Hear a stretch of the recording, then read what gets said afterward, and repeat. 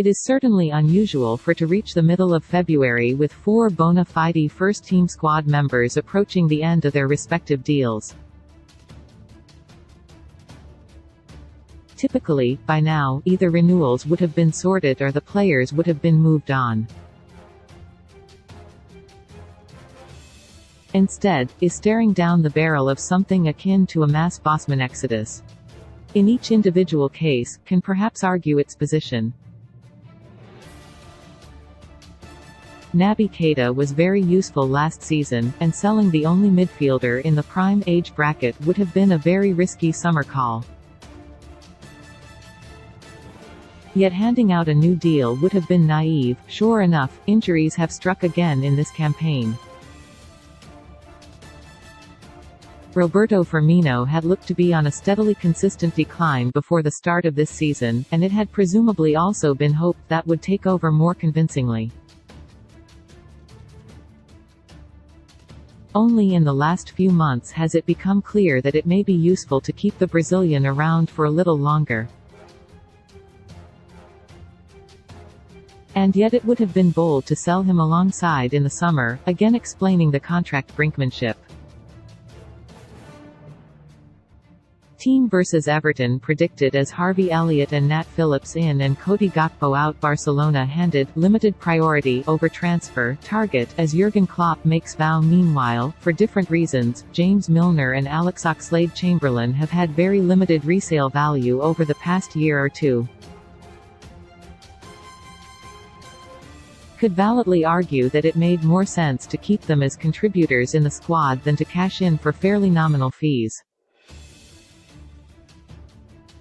Nonetheless, it is hardly a good look to have all 4 players set to leave for nothing, especially when 3 of them play in the same position, and the quartet cost more than $139 million, £115 million per €130 million combined, despite Milner having arrived on a free transfer.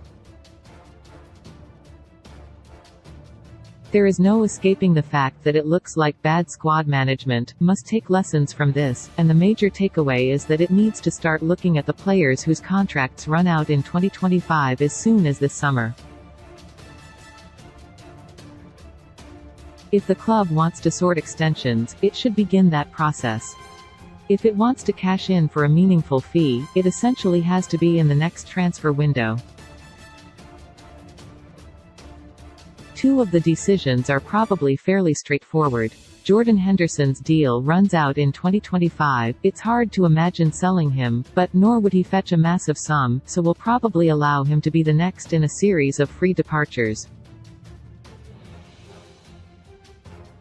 In truth, if there was a mistake in how the club handled the captain situation, it came at the last renewal. Then there's Kostas Tsimikas. As long as he remains happy with his role, a renewal makes plenty of sense, given the more than competent cover he provides for Andy Robertson. That brings us to the big guns. Virgil van Dijk and all have deals which expire in 2025, and all of them pose something of a dilemma. Football Insider recently that would consider selling Salah in the summer, with the club concluding that he is one of the few assets who could still fetch in excess of $60 million, £50 million per €56 million. While this would be a massively controversial call, and not necessarily the correct one, it is actually encouraging that such conversations have taken place. The club's self-sustaining model simply cannot support a constant free transfer exodus.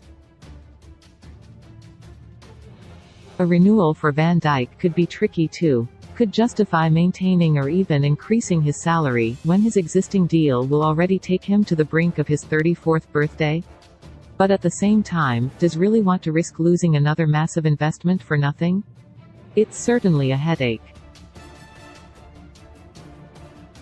Then there's Alexander-Arnold. For the club, it's the easiest call of the 3. Will clearly want to extend his deal, and will presumably be prepared to table a big offer to achieve that. But what about the player himself? Coming up to the peak time for a renewal, he is watching the club stumble badly, and could be facing a season without football. For the first time in years, the call of certain European giants could prove tempting. It's why cannot wait around and let Alexander-Arnold become the next player ticking towards the end of his deal. The only thing worse than losing him would be losing him for nothing. Needs to pursue a new deal is a matter of high priority.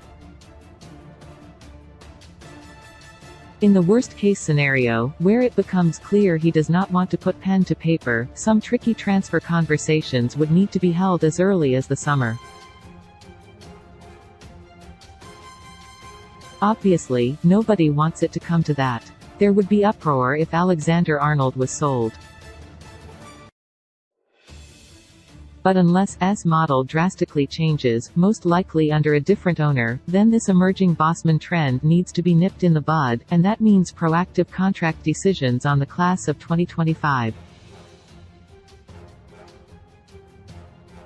Handed unlikely triple boost as Jurgen Klopp luck finally turns in top 4 chase myth that was just debunked by one of S best.